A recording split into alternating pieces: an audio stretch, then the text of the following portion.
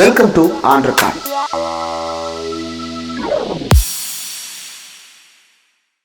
Welcome to on record. இன்றைக்கு நம்மோடு நேர்காணலுக்காக சிறப்பு விருந்தினராக எழுத்தாளர், ஆய்வாளர், திராவிட முன்னேற்ற கழகத்தினுடைய செய்தி தொடர்பு துணை செயலாளர் திரு சூர்யா கிருஷ்ணமூர்த்தி அவர்கள் இணைந்திருக்கிறார். அவரோடு பேசலாம். வணக்கம். கூட்டணி பேச்சுவார்த்தைகள் எல்லாம் பயங்கரமாக போயிட்டு இருக்கிற நிலையில் நேற்று மதுரைக்கே வந்து திருப்பரங்குன்றம் முருகன் சந்நிதியில் சாஷ்டாங்கமாக விழுந்து வணங்கி பூர்ணச்சந்திரனுக்காக நான் வருந்துகிறேன், அவருடைய உயிர் தியாகம் வீண் போகாது அப்படின்றதோட பிரதமர் மோடி தன்னுடைய தமிழ்நாடு தேர்தல் பரப்புரையை தொடங்கியிருக்கிறார். மதுரையில் தொடங்குகிற இந்த பயணத்தை எப்படி பார்க்குறீங்க? அடிப்படையில் இந்த தேர்தலை அவர்கள் கலவர எண்ணத்தோடு தான் அணுக போகிறாங்கங்கிறதுக்கான சமய தான் நேற்று நடந்த அந்த கூட்டம். என்ன அப்படின்னா, பூர்ணச்சந்திரன் குறித்து பேசுகிறார். இன்னொன்று திருப்பரங்குன்றத்தில் தீபம் ஏற்றப்படலை அப்படிங்கிறது பேசுகிறார். திருப்பரங்குன்றத்தில் தீபம் ஏற்றப்பட்டது ஒன்று. காலங்காலமாக எல்லா அரசியல் கட்சி தலைவர்களும், இதற்கு முன்பு இருந்த எல்லா முதலமைச்சர் காலத்திலையும், எடப்பாடி பழனிசாமி உட்பட எல்லாருடைய காலத்திலையும் எங்கே ஏற்றப்பட்டதோ அங்கே ஏற்றப்பட்டது. இன்னொன்று அந்த வருத்தம்னு சொல்கிறார், அதுவும் உடன்பாடுறேன். ஏன்னா அந்த வருத்தம் கண்டிப்பாக இருக்கும். உதாரணத்துக்கு, இவங்களால் குஜராத்தில் போய் ஈஸியாக ஒரு கலவரத்தை தூண்டிட முடியுது, அதனால் ஒரு பொலிட்டிக்கல் போலரைசேஷன் நடத்திட முடியுது.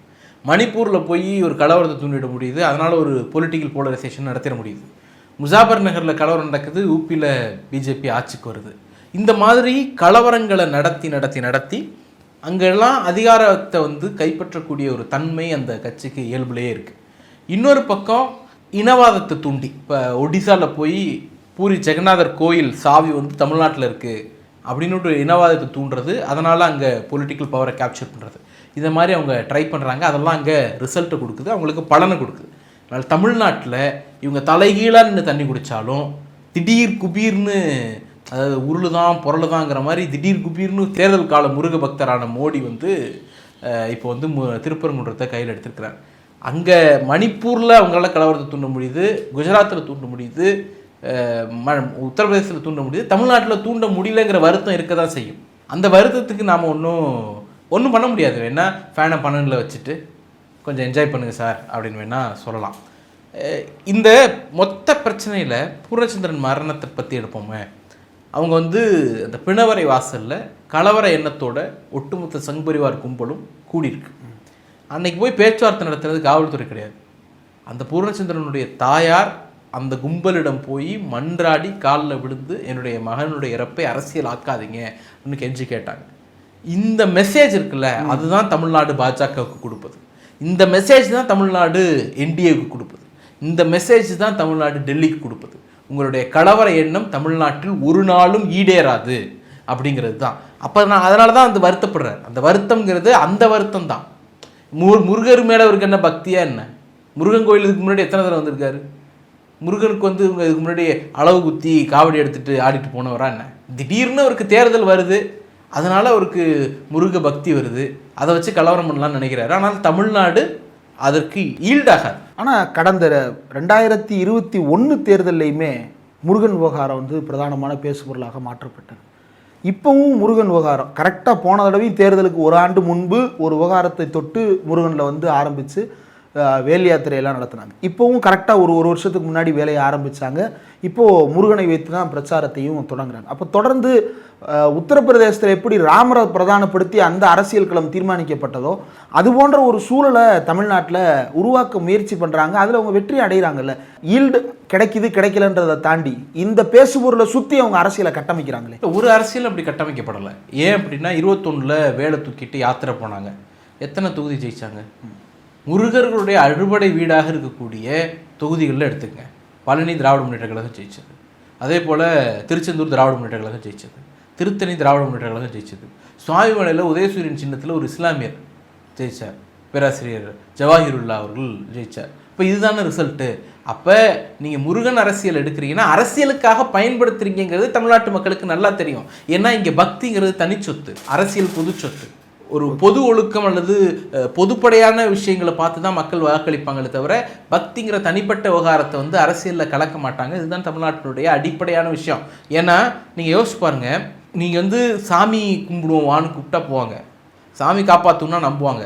வா சாமியை காப்பாற்றுவோம் அப்படின்னா டே ஃப்ராடு பைய தூக்கி ஓரமாக வை, அந்த தெளிவு தமிழ்நாட்டுக்கு உண்டு. அந்த மாதிரி ஒரு போலரைசேஷன் தமிழ்நாட்டில் அவங்களால நிகழ்த்த முடியாது. ஆனால் அவங்க பிஜேபி அதிமுகவை பகடையாக பயன்படுத்தி இதில் வெற்றி காணலாம் அப்படின்னு நினைக்குது. உதாரணத்துக்கு பெரியார் படத்தை வைக்கிறாங்க, இன்டென்ஷனாக வைக்கிறாங்க, வச்சுட்டு நீக்குறாங்க. அப்போ அந்த செய்தி அவங்க சொல்கிறாங்க, பெரியார் படத்தை வைப்பேன், நீக்குவேன், அதிமுகவால் கேள்வி எழுப்ப முடியாது, ஏன்னா அவன் எனக்கு அடிமையாக இருக்கான். AIADMK is no more Dravidian பார்ட்டிங்கிறத பிஜேபி டிக்ளேர் பண்ணுது. நாங்கள் பெரியார் படத்தை எதிர்த்தாலும் எடப்பாடி பழனிசாமி எங்கள் பக்கத்தில் உட்காந்து சிரிச்சுட்டு உட்காந்துருப்பாரே தவிர எங்களை எதிர்த்து கேள்வி கேட்க மாட்டார். ஏன் படத்தை எடுக்கணுங்கிறவங்க ஏன் வைக்கணும்? என்ன நோக்கம் வைக்கிறதுக்கு? அப்போ அவங்களுக்கு இன்டென்ஷன் என்னன்னா, ஏடிஎம்கே எங்களோட ஸ்லேவ், அவங்க எல்லா திராவிட இயக்க கொள்கைகளையும் கோட்பாடுகளையும் தூக்கி எறிஞ்சிட்டு தான் எங்கள் கூட கூட்டணியில் உட்காந்துருக்காங்க அப்படிங்கிற மெசேஜை தமிழ்நாட்டுக்கு அவங்க கன்வே பண்ணுறாங்க. ஏன்னா பெரியார் படத்தை எடுத்துகிட்டு அந்த இடத்துல என்ன கொண்டு வந்து வைக்கிறாங்க? தாமரை கொண்டு வந்து வைக்கிறாங்க. அதை தமிழ்நாடு ஒரு நாள் அனுமதிக்காது. இல்லை, எடப்பாடி ஒருவேளை கோபப்பட்டு கூட்டணியை முறிக்கிறாருன்னா என்ன பண்ணுவீங்க? செய்ய சொல்லுங்க. கூட்டணியெல்லாம் முறிக்க வேண்டாம். அதுங்க என்னம்மாங்க சத்தம்னு அமித்ஷா கேட்டால் சும்மா பேசிட்டு இருந்தேம்மான்ட்டு ஓடுறவர் அவர். அதெல்லாம் எங்களுக்கு வேண்டாம். கண்டிக்க சொல்லுங்க. குறைந்தபட்சம் இந்த வைக்கப்பட்டது தவறு, இப்படி செஞ்சிருக்க கூடாது அப்படின்னு சொல்ல சொல்லுங்க. அதுக்கு வக்கு இல்லைல்ல, அதுக்கு வகை இல்லைல்ல. அப்போ மொத்தமாக சரண்டர் பண்ணிட்டீங்க. நீங்கள் யோசிச்சு பாருங்க, திராவிட முன்னேற்ற கழகம் கூட்டணி பேச்சுவார்த்தை நடத்துது. ஒவ்வொரு கட்சிகளும் திமுகவோடு கூட்டணி பேச்சுவார்த்தை நடத்துவதற்கும் ஆதரவு தெரிவிப்பதற்கும் நேரடியாக அறிவாலயத்துக்கு வருகிறார்கள்.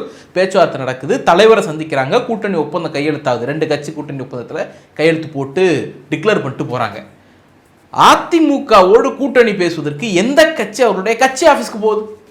கட்சி ஆஃபீஸ்னு ஒன்று கட்டி வச்சுருக்கீங்களா ராயப்பேட்டில்? எதுக்காக? எதுக்கு வச்சுருக்கீங்க அந்த ஆஃபீஸு? எதுக்கு? அது பாலடைஞ்ச பழைய பங்களாவா? சந்திரமுகி பங்களாவா? அது என்ன காரணம்னா, உங்களை ஒரு ஆளாக கூட்டணியில் இருக்கக்கூடிய எந்த கட்சியும் மதிக்கலை. அதனால தான் உன் இடத்துக்கு வந்து நான் கூட்டணி பேசுகிறதா? வா பொது இடத்துக்கு போவோம், வா 2 பேரும் காமனான ஒரு இடத்துல போய் பேசுவோம்.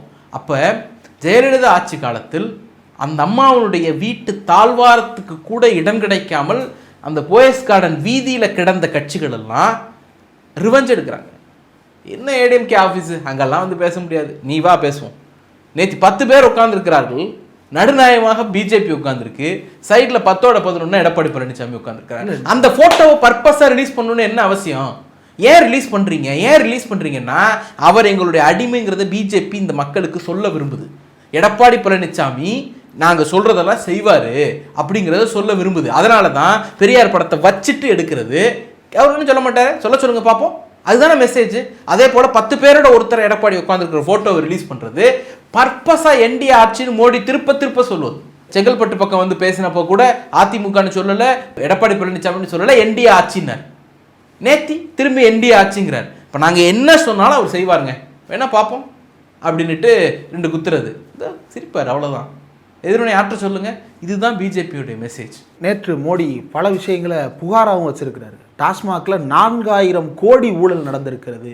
பல்வேறு டிபார்ட்மெண்ட்ஸை பட்டியலிட்டு கிட்டத்தட்ட 12,000 16,000 கோடி வரை ஊழல் செய்திருக்கிறார்கள் அப்படின்னு நிறைய புகார்களை அடுக்கி இருக்கிறாரு.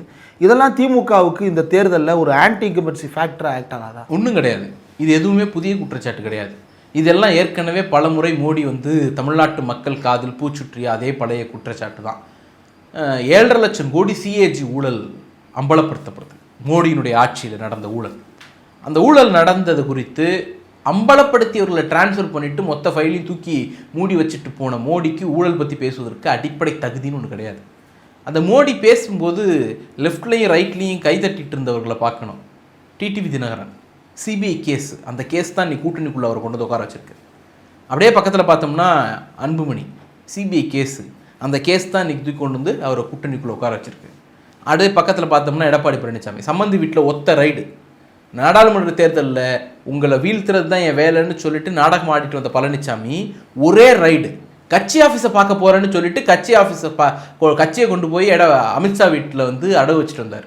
அதுதான் நடந்துச்சு. ஜெயலலிதா மீது இவர்கள் வைக்காத ஊழல் குற்றச்சாட்டா? கக்கூஸ் கட்டினதில், டாய்லெட் கட்டினதில் ஊழல் அப்படின்னு ஜெயலலிதா மீது குற்றச்சாட்டு வைத்தது இதே பிஜேபி. அப்போ என்ன அர்த்தம்னா, கூட்டணிக்கு வரல, அரசியல் ரீதியாக எதிரில் நிற்கிறோம் அப்படிங்கிறதற்காக மட்டுமே ஊழல் குற்றச்சாட்டுகளை வைக்கக்கூடிய கட்சி பாஜக. அப்படி யோக்கியமாக இருந்தால் நடவடிக்கை எடுக்க வேண்டியதானே? நீங்கள் வந்து டாஸ்மாகில் ரைடு பண்ணீங்க, டாஸ்மாக் விவகாரத்தில். அந்த விவகாரத்தில் உள்ளே இருக்கக்கூடிய எல்லா எஃப்ஐஆரும் ஏடிஎம்கே காலத்தில் போடப்பட்டது அப்படின்னு நம்ம எக்ஸ்போஸ் பண்ணோம். நீதிமன்றத்திலையும் அவங்க நடத்தின ரைடு தப்பு அப்படிங்கிறதுக்கு வந்து ஸ்டே வாங்கி வச்சிருக்கோம். சீஸ் பண்ணப்பட்ட பொருள்கள் சீல் பண்ணதை வந்து எடுக்கணும், எடுக்கப்பட்ட பொருள்களை திருப்பி கொடுக்கணும்னு சம்மந்தப்பட்டவர் உயர்நீதிமன்றத்துக்கு போனார். இடி மன்னிப்பு கேட்டது, நாங்கள் பண்ணது தப்பு தான் அப்படின்ட்டு அந்த வழக்கில் மன்னிப்பு கேட்டது. இதே மாதிரி ஒவ்வொரு விஷயத்துக்கும் நம்மளால சொல்ல முடியும். கெஜ்ரிவால் விவகாரத்தில் என்ன நடந்துச்சு? டெல்லி மதுபான ஊழல் அப்படிங்கிற பேரில் ஒரு வழக்கை தேர்தலை ஒட்டி ஃப்ரேம் பண்ணுறாங்க. 2 மாநிலத்தில் அது இம்பேக்ட் பண்ணுது. ஒன்று தெலுங்கானாவில் கவிதா அவங்க மேலே அந்த அவங்களையும் கேஸில் இணைக்கிறது, டெல்லியில் கெஜ்ரிவாலை தூக்கி உள்ளே வைக்கிறது, மணிஷ் சிசோடியா தூக்கி உள்ளே வைக்கிறது. இன்னைக்கு என்ன நடந்துச்சு? கோர்ட் வந்து அதை தூக்கி எறிஞ்சிச்சு குப்பையில், கண்டனம் தெரிவிச்சிருக்கு கோர்ட். அப்போ அது ஒரு ஃப்ரேம்டு அலிகேஷன் சார்ஜ். அந்த அது வெறும் வெட்டுத்தனமாக ஒரு அடிப்படை ஆதாரமே இல்லாமல் கட்டமைக்கப்பட்ட ஒரு பொய்யான ஊழல் புகாருங்கிறத தூக்கி இன்னைக்கு நீதிமன்றம் தூக்கி குப்பையில் போட்டுருச்சு. அதே மாதிரி இங்கேயும் ஃப்ரேம் பண்ண விரும்புகிறாங்க. டெல்லி மக்களை இவர்களால் ஏமாற்ற முடியும், தெலுங்கானா மக்களை இவர்களால் ஏமாற்ற முடியும், இந்தியாவில் இருக்க பிற மாநில மக்களை ஏமாற்ற முடியும். ஊழலுக்கு பெயர் போன பாஜகவை, ஊழலுக்கு பெயர் போன அதிமுகவை ஏவன் குற்றவாளி தானேங்க ஜெயலலிதா. அந்த அம்மையார் வந்து உத்தமரா? சொல்லுங்களேன். மோடி கிளீன் அப்படின்னு சொல்லுங்களேன். இறந்து போனதால் தீர்ப்பிலிருந்து விடுவிக்கப்பட்டவர். அவங்க இல்லாமல் கூட இருந்த சசிகலாவும் மிச்ச 2 பேரும் தப்பு பண்ணாங்களா? அவங்க என்ன பொலிட்டிக்கல் பவரில் இருந்தாங்க? பவரில் இருந்தது அம்மையார் ஜெயலலிதா. சரி, அப்படி குற்றம் அவங்க ஊழல்வாதி இல்லைன்னா எதுக்கு வந்து பொருளை சீஸ் பண்ணுறோம்? எதுக்கு இன்னமும் வந்து பொருளை கொண்டு போய் ஏலம் விட்டுட்ருக்கோம், பெனால்ட்டி போட்டுட்ருக்கோம்? அப்போ ஊழல்வாதிகளை வைத்துக்கொண்டு, ஊழல் வழக்குகளை வைத்துக்கொண்டு ஒரு கூட்டணியை கட்டிவிட்டு திமுக மீது ஊழல் குற்றச்சாட்டுன்னு சொல்கிறது நகைப்புக்குரியது. அதெல்லாம் தமிழ்நாட்டு மக்கள் ஏற்கனவே நீங்கள் சொன்னதெல்லாம் கேட்டு கேட்டு புளித்து போனிட்டு. ஒவ்வொரு இடி வழக்கும் ஒவ்வொரு சிபிஐ வழக்கும் தான் அவர்களுக்கு ஆட்களை தேற்றி கொடுக்கறது. அப்படின்னா இன்றைக்கி திமுக அமைச்சருக்கு மேலே நிறைய பேர் மேலே இடி வந்து சார்ஜஸை வந்து தொடர்ந்து மவுண்ட் பண்ணுறாங்க. இப்போ குறிப்பாக கே நேரு அவர்கள் மீது தொடர்ந்து ஃபைல்ஸ் அனுப்பியிருக்கிறாங்க. சமூக வலைதளங்களில் அதிமுக, தாவேகா உள்ளிட்ட கட்சிகள் வந்து அவரை அமைச்சரவையிலிருந்து நீக்க வேண்டும், உடனடியாக கோர்ட் சொன்னது போல் எஃப்ஐஆர் போட வேண்டும்ன்ற நெருக்கடி கொடுக்குறாங்க. இடி இயக்குனர் நேரடியாக சென்னைக்கே வந்து இங்கே இருக்கக்கூடிய அமைச்சர்கள் மீதான வழக்குகளை ஆய்வு செய்ய போகிறார் அப்படின்லாம் தகவல் உலாவுது. இது திமுகவுக்கு ஒரு நெருக்கடியை உருவாக்காதா? திமுக வந்து மற்ற அரசியல் கட்சிகளை போல கிடையாது. ஒரு ரைடு அடித்த உடனே பிஜேபி வந்து ஒரே ஒரு ரைடு சம்பந்தி வீட்டில் எடப்பாடி பழனிசாமி கட்சியை கொண்டு போய் அமித்ஷா காலடியில் வச்சுட்டு வந்துட்டார். ஒரே ஒரு சிபிஐ நோட்டீஸ் விசாரணை, பாஜகங்கிற வார்த்தையே தாவேக்கா வாயிலிருந்து வரது கிடையாது. பாம்பா அப்படின்னு கேட்குற மாதிரி இருக்குது. பாஜகப்பா அது சொல்ல முடியாது அப்படிங்கிற இடத்துக்கு அவங்க போயிட்டாங்க. அப்போது ஒரு கேஸு டிடிவி தினகரன் முந்தா நாள் வரைக்கும் எடப்பாடியெல்லாம் ஒரு ஆளான்னு கேட்டுட்டு இருந்தார். நான் இப்போ பிஜேபியோட கூட்டணி வச்சுருக்கேன் அப்படின்னு உள்ளே வந்துட்டார். அன்புமணி அதே வகை தான். திமுகவை பொறுத்த வரைக்கும் தமிழ்நாட்டின் நலன் பிரதானம். எங்களை வழக்குகளை வச்சு நீங்கள் வந்து மிரட்ட முடியாது. ஏன்னா இது ஜோடிக்கப்பட்ட வழக்குங்கிறது தெரியும். மடியில் கனம் கிடையாது, வழியில் பயம் கிடையாது. ஏதாவது ஒரு இடத்துல வழக்குக்கு பயந்துருந்தா திமுக ஈல்டாக இருக்கணும்ல. வழக்குக்கு பயந்துருந்தா பிஜேபியினுடைய நாசகார திட்டங்களுக்கு அமைதியாக ஆதரவு அளிச்சிருக்கணும்ல. பிஜேபியை ரோட்ல நிறுத்தி கேள்வி கேட்கக்கூடிய ஒரே அணி திராவிட முன்னேற்ற கழகம். பட்ஜெட்டுக்கு எதிராக நாங்கள் போராட்டம் பண்ணோம், மறைமுக கூட்டணின்னு சொல்லக்கூடிய யாராவது ஒருத்தர் வீதியில் இறங்கி போராட்டம் பண்ணாங்களா? பட்ஜெட்டை கண்டிச்சு அறிக்கை கொடுத்தாங்களா? ஒரு வார்த்தை தப்பான பட்ஜெட்டுங்க இது, ஒரே ஒரு வார்த்தை சொல்லுங்க. இவங்க நாடு முழுக்க கிறிஸ்தவர்களுக்கு எதிராக கிறிஸ்துமஸ் நாளில் வன்முறை நிகழ்த்தப்பட்ட போது நேரடியாக அதை கண்டிச்சோம். திருப்பரங்குன்ற விவகாரத்தில் பாஜகவினுடைய நச்சு அரசியலை முறியடிச்சோம். நீங்க சொல்லுங்க, திருப்பரங்குன்ற விவகாரத்தில் பாஜக பண்ணது தப்பு, நாடு முழுக்க கிறிஸ்தவர்கள் மீது நடத்தப்பட்ட தாக்குதல் தப்பு சொல்லுங்க. இன்னைக்கு வெளியுறவு கொள்கையில பிஜேபி சறுக்கும் போதெல்லாம் அதை சுட்டி காட்டக்கூடிய கட்சியாக திராவிட முன்னேற்ற கழகம் அணி இருக்கு. சொல்லுங்க. அப்படிலாம் இல்லை அப்படின்னுட்டு ஒரு போராட்டம் பிஜேபிக்கு எதிராக அப்படின்னு சொல்லுங்க. ஒன்றும் கிடையாதுல்ல. அப்போ நீங்கள் என்ன மிரட்டினாலும் பொய் வழக்குகளை வைத்து எங்களை முடக்கிவிட முடியாது அப்படிங்கிறத சொல்லக்கூடிய கட்சியாக திமுக இருக்கு. இல்லை வழக்குகளுக்கு பயந்திருந்தா, வழக்குகளுக்கு பயப்படுறதா தமிழ்நாட்டின் நலனா அப்படிங்கிறப்ப வழக்குகளை தூக்கி தூர போட்டுட்டு தமிழ்நாட்டின் நலன் தான் முக்கியம் அப்படிங்கிற இடத்துக்கு திமுக வருது. அதனால தான் திமுக வந்து பிஜேபி எதுக்குது. வேற என்ன எங்களுக்கு வாக்கிய வரப்பு தகராறா? ஐடியாலஜிக்கல் வார்.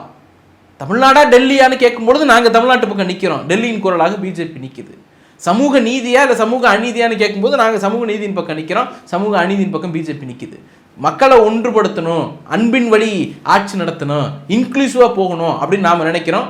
இல்லை வெறுப்பு தான் முக்கியம், பிளவுவாதம் தான் முக்கியம், சாதியா மதமா இனமா எல்லா மக்களையும் பிரித்து தான் ஆட்சி செய்யணும் அப்படிங்கிறது பிஜேபி என்டிஏனுடைய இலக்கு. இந்த ரெண்டு பைபோலார் பாலிடிக்ஸில் தமிழ்நாட்டின் பக்கம் திமுக நிற்குது. நீங்கள் என்ன வழக்கு போட்டு மிரட்டினாலும் அதற்கு அஞ்சக்கூடிய இடத்துல நாங்கள் இல்லை. இந்த தேர்தலை முன்னெடுத்து பிரச்சாரத்தை தொடங்கும் போது அதிமுக சொத்து வரி, தண்ணீர் வரி, மின்சார கட்டணம் இந்த இதிலெல்லாம் உயர்ந்திருக்கிறது, அதனால் மக்களுக்கு வந்து இன்றைக்கு பெரும் சுமை ஏற்பட்டிருக்கிறது அப்படின்னு ஒரு பக்கம் பிரச்சாரம். ஆனால் இந்த பக்கம் என்ன விமர்சனம் இன்னொன்று வைக்கப்படுது அப்படின்னா, இதிலிருந்து திசை திருப்புவதற்காகத்தான் டெல்லியை கைகாட்டுகிறார்கள், இவர்கள் மக்கள் நலனில் அக்கறை செலுத்தாமல் டெல்லியோடு போராடுவது போல ஏமாற்றுகிறார்கள் அப்படின்றாங்க. இதை எப்படி பார்க்குறீங்க? டெல்லியோடு போராட வேண்டிய அவசியம் இல்லைன்னு முதல்ல நீங்கள் சொல்லுங்கள். டெல்லி தமிழ்நாட்டுக்கு தொல்லையே கொடுக்கல, பிஜேபி தமிழ்நாட்டுக்கு தொல்லையே கொடுக்கல, என்டிஏ தமிழ்நாட்டுக்கு தொல்லையே கொடுக்கல, எல்லா நல்லதையும் செஞ்சுட்டாங்க, போலியா திமுக எதிர்க்குது அப்படின்னு ஒருத்தரை சொல்லுங்க. ஒரே ஒரு விஷயம் சொல்லுங்க. மின் கட்டணத்தை உயர்த்தினது திமுக தான், பாஜக இல்லைன்றாங்க. நான் சொல்ல வரேன். தமிழ்நாட்டில் கேப்டன் விஜயகாந்த் அவர்கள் சட்டமன்றத்தில் நாக்கு துருத்தின ஒரு வீடியோ, ஆமாம், தமிழ்நாடுடைய பாலிடிக்ஸில் முக்கியமான ஒரு வீடியோ. அது எதுக்காக நடந்தது? ஜெயலலிதா சட்டமன்றத்தில் பால் விலையை, மின்சார கட்டணத்தை, போக்குவரத்து கட்டணத்தை உயர்த்துறாங்க. உயர்த்திய பிறகு சட்டமன்றத்துக்கு அந்த அம்மா வந்தப்ப கேப்டன் விஜயகாந்த் எதிர்த்து கேள்வி கேட்டு அதனால் வந்த சண்டை தான் அந்த நாக்கு துருத்துற வீடியோ. அப்போ காலம் முழுக்க தொடர்ச்சியாக எப்போதெல்லாம் அதிமுக ஆட்சி அமைகிறதோ அப்போதெல்லாம் பால் விலையை, மின்சார கட்டணத்தை, சொத்து வரியை, போக்குவரத்து கட்டணத்தை உயர்த்திய ஆட்சி அதிமுக ஆட்சி. எடப்பாடி பழனிசாமி ஆட்சி காலத்தில் போக்குவரத்து கட்டணத்தை இர்ரேஷனலாக உயர்த்திட்டாரு. அது ரேஷனலான ரைஸ் கூட கிடையாது. இர்ரேஷனலாக உயர்த்தினதுனால பொது போக்குவரத்தை விட்டு 10% 18% மக்கள் வெளியேறி விட்டார்கள். சொன்னது சிஏஜி 2022 கொடுத்த ஆடிட்டு. அப்போ மோசமாக விலை உயர்வை நடத்தி ஆட்சி அதிமுக ஆட்சி. கடந்த 25 ஆண்டுகளில் போக்குவரத்து கட்டணம் உயர்த்தப்பட்டது முழுக்க முழுக்க ஜெயலலிதா ஆட்சி காலத்திலையும் பழனிசாமி ஆட்சி காலத்திலையும் மட்டும்தான். திமுக அரசு வந்த பிறகு ஒரு முறை கூட போக்குவரத்து கட்டணம் உயர்த்தப்படலை. இலவசமாக பெண்களுக்கு போக்குவரத்து கட்டணம் கொடுத்த பிறகும் கூட போக்குவரத்து கட்டணம் உயர்த்தப்படலை. அடுத்தது சொத்து வரி. சொத்து வரியை தேர்தலுக்கு முன்பு உயர்த்தியவர் எடப்பாடி பழனிசாமி 2019க்கு முன்பு உயர்த்தி முடிச்சுட்டு அந்த உயர்வில் கலெக்ட் பண்ணியாச்சு, டேக்ஸ் எல்லாம் கலெக்ட் பண்ணியாச்சு. டேக்ஸ் எல்லாம் 80% மேலே கலெக்ட் பண்ணி முடித்த பிறகு நாங்கள் அதை நிறுத்தி வைக்கிறோம். கலெக்ட் பண்ண டேக்ஸ் திருப்பி கொடுத்தீங்களா? இல்லை அந்த உயர்வை ரத்து பண்ணீங்களா? வித்ஹோல்ட் பண்ணீங்க, நிறுத்தி வச்சிங்க. அப்போ உயர்த்தியது அதிமுக.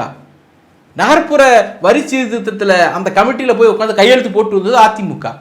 மின்கட்டண உயர்வு அதிமுக ஆட்சி காலத்தில் மின்கட்டண உயர்வு இருந்தது, அறிவிக்கப்படாமல் இருந்தது, அறிவிக்கப்பட்டும் இருந்தது.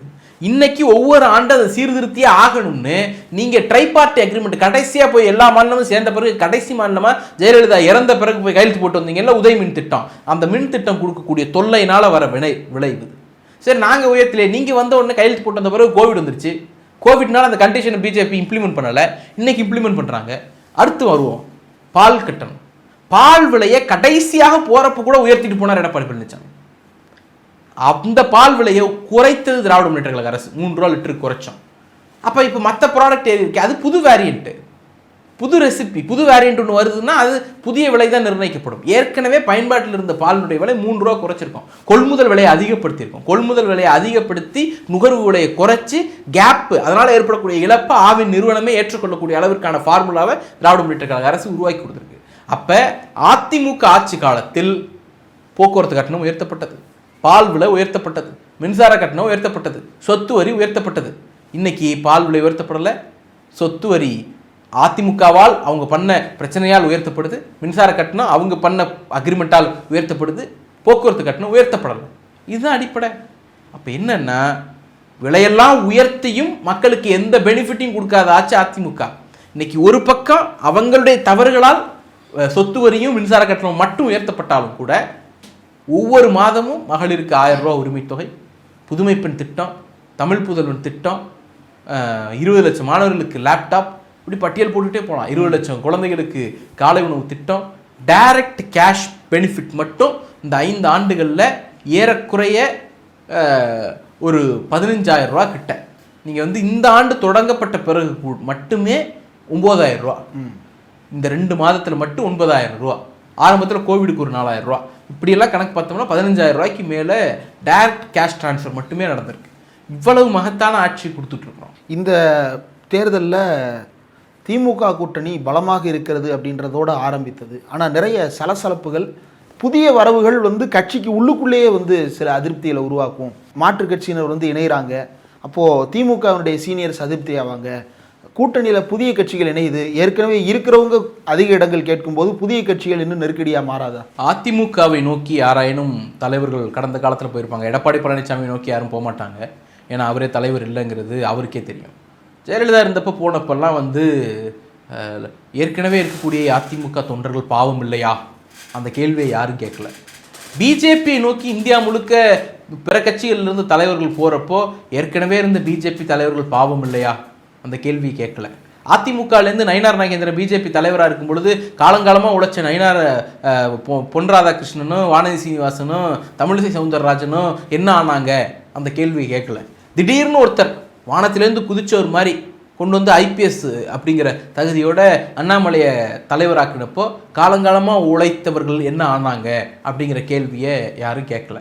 ஆனால் திமுகவுக்கு மட்டும் ஒரு பகுதியிலிருந்து ஒருத்தர் கூடுதலாக வந்து சேர்கிறாருன்னா, ஐயோ காலங்காலமாக உழைத்தவர்கள், எப்பா உங்கள் பாசமெல்லாம் எங்களுக்கு நல்லா தெரியும்ப்பா, எங்கள் தலைவர் எல்லா கணக்குகளையும் உங்களை விட சிறப்பாக போடக்கூடியவர், மோடியால் வீழ்த்த முடியாத ஒரே தலைவர் திராவிட முன்னேற்ற கழகத்தின் தலைவர் எங்கள் தலைவர் மட்டும்தான். அமித்ஷாவினுடைய வியூகங்களுக்குள் சிக்காமல் அமித்ஷாவை சிக்க வைக்கிற ஒரே தலைவர் எங்களுடைய தலைவர் மட்டும்தான். அதனால் அவருக்கு எல்லா கணக்கும் தெரியும். நீங்கள் வந்து எங்கள் மேலே பரிதாபப்படுறது, அடிப்படை திமுக தொண்டை என்ன பண்ணுவோம் அதெல்லாம் நாங்கள் பார்த்துக்குறோம். ஓகே, எங்கள் தலைவருக்கு எங்களுக்கு என்ன பண்ணணும்னு தெரியும், இந்த கட்சியை எப்படி நடத்தணும்னு எங்கள் தலைவருக்கு தெரியும், உங்கள் கட்சி வேலையை நீங்கள் பாருங்கள். ஒன்று. ரெண்டாவது, புதிய கட்சிகள் வரவு அப்படிங்கிறது அபரிவிதமாக இருக்குது. வெற்றி பெறக்கூடிய ஒரு அணியோடு நம்ம இருக்கணும் அப்படிங்கிற எண்ணம் எல்லா கட்சிகளுக்கும் பொலிட்டிக்கலாக இருக்கும். அந்த அடிப்படையில் தான் புதிய கட்சிகள் பெருமளவு உள்ளே வருகிறார். எனக்கு தெரிஞ்சு தேமுதிக உள்ளே வந்திருக்கிறது, கொங்கு இளைஞர் பேரவை உள்ளே வந்திருக்கிறது, தமிழ்முன் அன்சாரி அவர்கள் உள்ளே வந்திருக்கிறார், கருணாஸ் அவர்கள் உள்ளே வந்திருக்கிறார். இவங்கெல்லாம் புதிதாக கூட்டணிக்குள்ளே வந்திருக்கக்கூடியவர்கள். பொதுவாக திமுகவை பொறுத்த வரைக்கும் அது திரைமறைவு பேரத்தில் எப்போயும் ஈடுபட்டது கிடையாது. குழு அமைக்கும், அந்த குழு பேச்சுவார்த்தை நடத்தும், ஒரு சுற்று நடத்துவாங்க, விருப்பமான நம்பர்ஸை அவங்க சொல்லுவாங்க, வாய்ப்புள்ள நம்பர்ஸை திமுக சொல்லும். அதன் அடிப்படையில் 2 பேரும் பேசிட்டு அடுத்த சுற்று உட்காருவாங்க. 2 சுற்று 3 சுற்றில் பேச்சுவார்த்தை முடிவடையும். தலைவர் அறிவாலயம் வருவாங்க, அறிவாலயத்தில் கையெழுத்து போட்டு அறிவிச்சிட்டு போவாங்க. இது ப்ராசஸ். அப்படித்தான் வந்து ஐயுஎம்எலும் மனிதநேய மக்கள் கட்சியும் ஒரு சுற்று வந்தாங்க, அவங்களுடைய விருப்பத்தை சொன்னாங்க, எங்களுடைய வாய்ப்பை சொன்னோம், தலைவர் வந்தாங்க, 2வது சுற்றில் பேச்சுவார்த்தை முடிஞ்சு தலைவர்கிட்ட கையெழுத்து போட்டு அறிவிச்சிட்டு போயிட்டாங்க.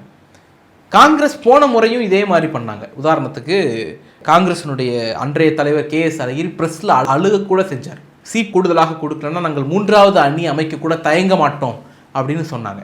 அதை தாண்டி அவர்கள் அந்த கூட்டணியில் இருந்தார்கள். அதே மாதிரி இன்னைக்கு சில சலசலப்புகள் இருக்கு, அதை வந்து அவர்கள் காங்கிரஸ் தரப்பிலிருந்து எழுப்புகிறார்கள். ஆனால் கூட்டணியினுடைய அதுக்கு வந்து பதில திமுக சொல்லலை, காங்கிரஸ்லேருந்தே அதுக்கான பதில் வந்துடுது இல்லை. நீங்கள் காங்கிரஸ்லேருந்து ஒருத்தர் சர்ச்சைக்குரிய கருத்தை தெரிவித்தா காங்கிரஸினுடைய பிரசிடென்டே பதில் சொல்லிடுறாருல, காங்கிரஸ்க்குள்ளே இருக்கக்கூடிய எம்எல்ஏக்களும் எம்பிக்களுமே பதில் சொல்லிடுறாங்கல்ல. அப்போ ஒருமித்து அவர்கள் ஒரு கருத்துக்குள்ளே வர போது அது பிரச்சனை சார்ட் அவுட் ஆகிடும். இப்போ அடிப்படையில் திராவிட முன்னேற்ற கழகம் மிகப்பெரிய அளவில் பலம் பொருந்திய அணியாக மாறி இருக்கிறது. 2021 பாஜக ஏடிஎம்கே இந்த மாதிரியானவர்கள் கூட்டணியில் இருந்தப்போ ஏடிஎம்கே கூட்டணியில் இருந்த கட்சி கொங்கு இளைஞர் பேரவை. இன்னைக்கு அவர்கள் அந்த கூட்டணி விட்டு வெளியேறி திமுகவோடு இணைந்திருக்கிறார்கள். 2024 எல்லோரும் பழனிசாமியை கைவிட்ட போது பழனிசாமிக்கு கை கொடுத்த ஒரே கட்சி தேமுதிக. இன்னைக்கு அவர்கள் அந்த கூட்டணி விட்டு வெளியேறியிருக்கிறார்கள். அப்போ பிஜேபி கூட்டணியில் ஏடிஎம்கே போய் சேர்ந்திருக்கு. ஓகே, அதுதான கணக்கு. இந்தியன்னு அவங்க காட்டினாங்கல்ல 2024, அதான் அவங்க அப்படியே இன்டாக்டாக வச்சுருக்காங்க. ஏடிஎம்கே புதுசாக போய் சேர்ந்துருக்கு. அதனால தான் நான் கூட்டணி பேச்சுவார்த்தை நடத்துகிறேன், வந்து உட்காரு, 10 பேர் உட்காருனா 11 ஆளாக உட்காரு, விவரமாக உட்காரு அப்படின்னு எடப்பாடி பழனிசாமியை பிஜேபியால் டீல் பண்ண முடியும். அப்போ பாஜகவை நம்பி பழனிசாமி பயணிக்க ஆரம்பித்து விட்டார். தமிழ்நாட்டு அரசியலில் பாஜகங்கிற நெகட்டிவ் ஃபோர்ஸை ஒரு நாளும் மக்கள் ஏற்க மாட்டாங்க. இது அதிமுக தலைவர்களுக்கு நல்லா தெரியும். நிறைவாக ஒரு கேள்வி, நீங்களும் பார்த்துருப்பீங்க, ஒரு அதிமுகவின் செய்தி தொடர்பாளர் என்று சொல்லிக்கொள்ளும் ஒருவர் என்னால் துணிச்சலாக ஜெய் ஸ்ரீராம் சொல்ல முடியும், திமுக காரர்களால் சொல்ல முடியுமா அப்படின்னு ஒரு கேள்வியை முன்வைத்திருந்தார். நானும் பார்த்தேன். ஆனால் அந்த கேள்வி வந்து இப்படி ஒரு கேள்வி வந்து அந்த கேள்வியினுடைய அர்த்தம் எனக்கு புரியல. இதில் என்ன பெருமை இருக்குது எனக்கு அது முதல்ல புரியல. இதில் என்ன பெருமை வச்சுருக்கீங்க? ஜெய் ஸ்ரீராம்னு எங்கெல்லாம் முழக்கம் போடுறான், நல்ல வயலில் மட்டுமா முழக்கம் போடுறான்? பாஜக ஒரு நெருடலான கேள்வியை எதிர்கொண்டுச்சுன்னா அவங்க முழங்குற ஒரு முழக்கம் ரெண்டே முழக்கம். ஒன்று பாரத் மாதா கி ஜெய், இன்னொன்று ஜெய் ஸ்ரீராம். புனிதமான முழக்கங்கள் எல்லாவற்றையும் கேவலப்படுத்திய கட்சி பாஜக. ஒரு பாலியல் குற்றவாளிக்கு ஆதரவாக பேரணி போகிற இடத்துல பாரத் மாதா கி ஜெய்ன்னு சத்தம் போட்டு போனேன். நாங்கள் எதுக்கு இதை ப்ரைட், இதில் என்ன பெருமை இருக்கு? அப்போ மோடியே இங்கே ஜெய் ஸ்ரீராம் சொல்ல முடியாதுன்னு தான் அரோகரா முழக்கத்துக்கு வராரு. முதல்ல மோடிகிட்ட போய் சொல்லு. தமிழ்நாட்டில் ஒவ்வொரு வீதியிலும் ஜெய் ஸ்ரீராம் நான் முழங்கிட்டு போவேன் சொல்லு. எடப்பாடி பழனிசாமி முழங்க சொல்லு ஜெய் ஸ்ரீராம். தமிழ்நாட்டில் அதிமுகவினுடைய எல்லா பொதுக்கூட்டத்திலையும் ஜெய் ஸ்ரீராம்னு எடப்பாடி பழனிசாமி முழங்க சொல்லுங்க. அப்ப ராமர் அரசியலுக்காக ராமரை பயன்படுத்தினால் தமிழ்நாட்டு மக்களை ஏற்க மாட்டாங்கன்னு தெரிஞ்சுதான் நீங்க முருகர் பக்கம் வரீங்க.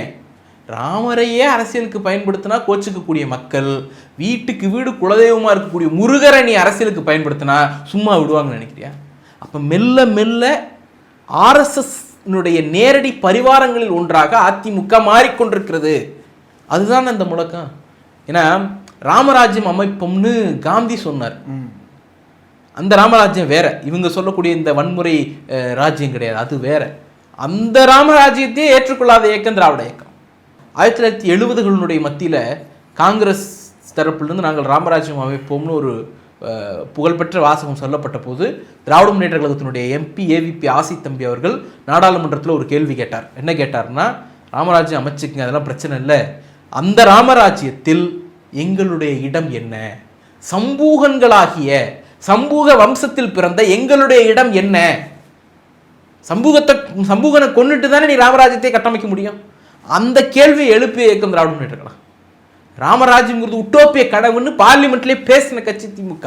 அப்போ நீங்கள் சொல்லுங்க, ஜெய் ஸ்ரீராம் கோஷம் போற நீங்கள் சொல்லுங்க, சம்பூக வம்சத்தில் பிறந்த சம்பூகர்களாகிய எங்களுடைய வாழ்க்கை நிலை உங்களுடைய ராமராஜ்யத்தில் என்னவாக இருக்க போகுது? 70களில் கேட்ட அதே கேள்வி இன்னைக்கு திருப்பி கேட்குறோம். அன்னைக்கு ராமராஜ்யத்தை திரித்தவர்கள் மீது கேட்டோம், இன்னைக்கு அதுக்கு வக்காலத்து வாங்கக்கூடிய அதிமுகவை நோக்கி கேட்குறோம். நிறைய விஷயங்கள் பேசியிருக்கோம். இவ்வளோ நேரம் ஒதுக்கி இந்த நேர்காணல் தந்திருக்கு.